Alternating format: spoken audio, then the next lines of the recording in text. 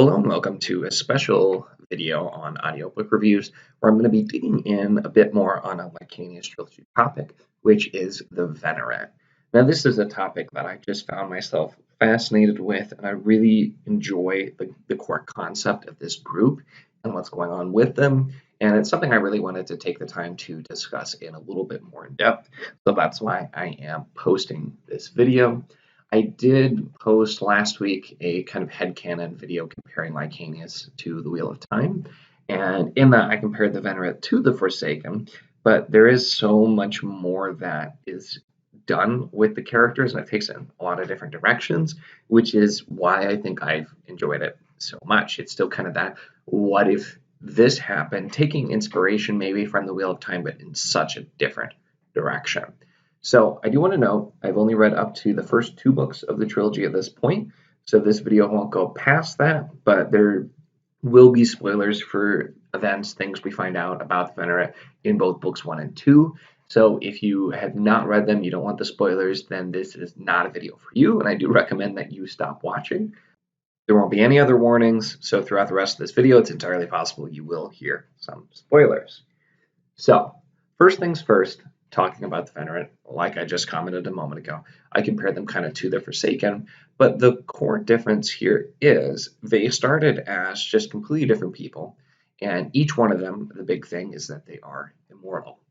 So they're immortal, and there are ways that they can be killed, but if they do die, typically they just come back to life anyway in a new body. So it's already a little bit different spin on immortality because they can technically die, but they just come back. So it kind of takes two different pieces there. It's not that they can't be killed, but they can actually be done. They come back in a different body, some random place in the world, and that's kind of the big thing that drives them together to begin with, because they find that there are others that are like them. And we get to dig into more of what's happened with them, and the really big person that we dig into more besides Talcamar and or Caden, who's one of our main characters, is we get to see a bit of Alaris and hear more about him and what he had done. Now, a big chunk of his story comes from specifically a story that Dabian finds in Delanis and that he reads and is written by the Hydoretians. And we know that the Hydoretians were very, very advanced, but also specifically against Arcandavad. So there are a couple of things there that I'm going to get into in a moment that I'm kind of wondering about because it seems a little odd with the way it plays in, but we get to see more of him and we get glimpses of the others and see what they had done. But then the core concept is they are slowly all introduced to who claims to be El, the one god, the creator, and he gives them this story about how in his battle with Shamaloth, kind of our Dark One character, he's been trapped on Earth and his power limited, and so he is trying to escape, essentially, and get off of Earth, and there he can then presumably defeat the Dark One, Shamaloth.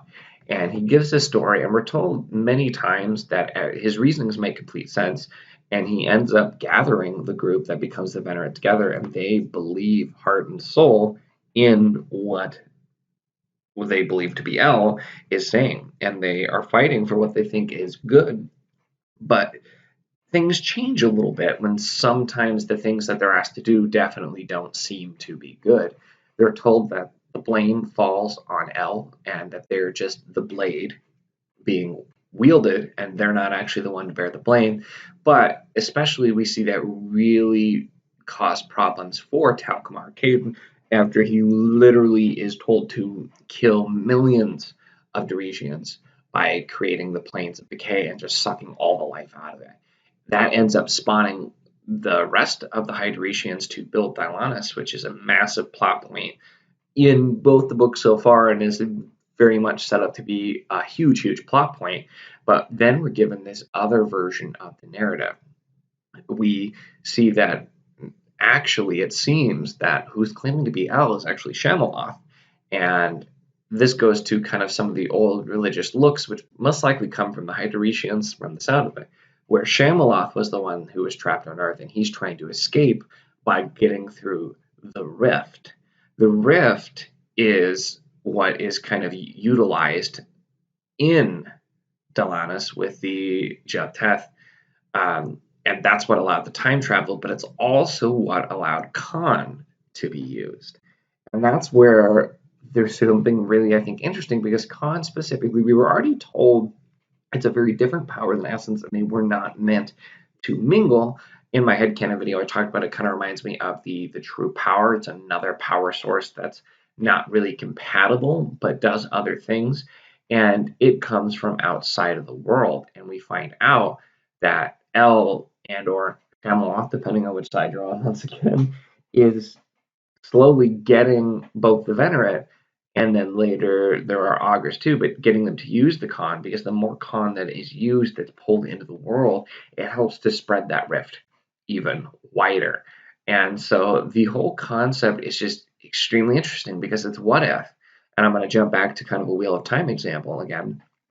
What if when the true power was first theorized as being a thing, discovered, they drilled the bore, they find the Dark One. Well, what if the Dark One didn't, be evil and convinced people that he was actually the creator, and that he had been trapped by the Dark One in their battle, and that they need to assist him so that he can win?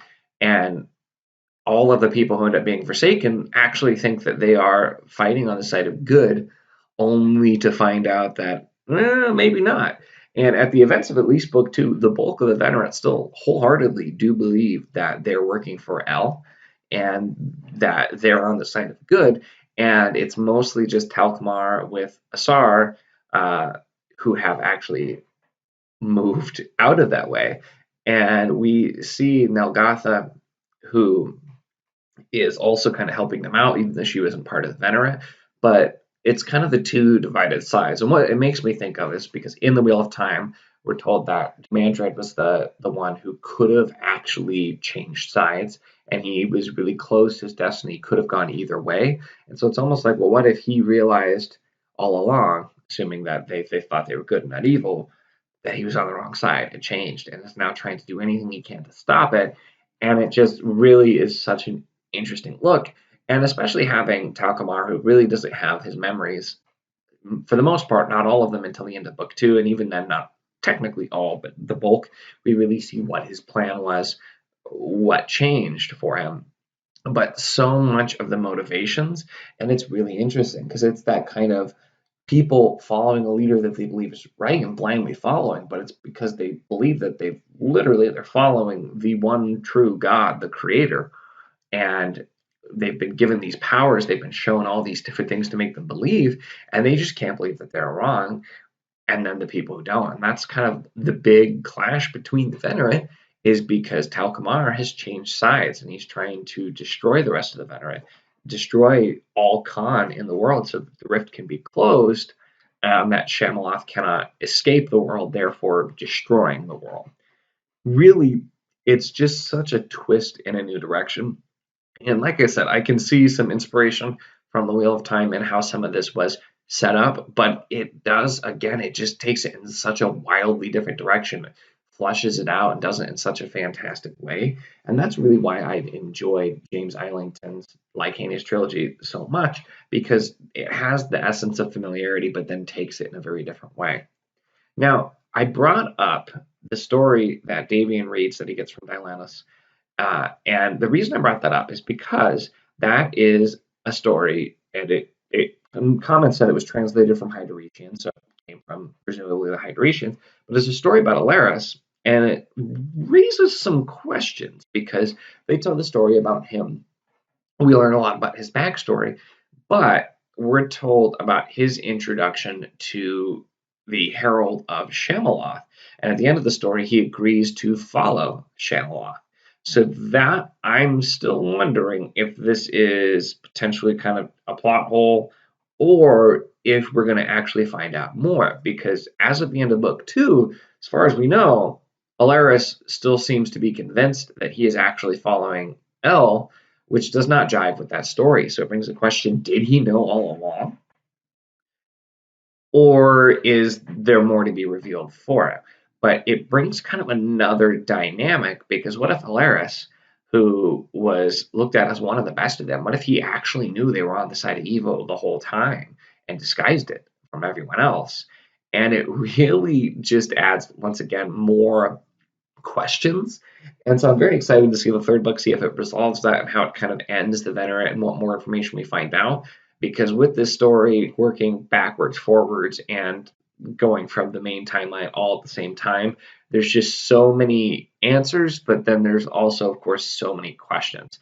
But overall, the Venerate, I just think it's such a fascinating concept, the way that this group of characters has been written and their backstory, and I'm very excited to see more of that story. It's definitely something that I am looking forward to as I start book 3 very, very soon.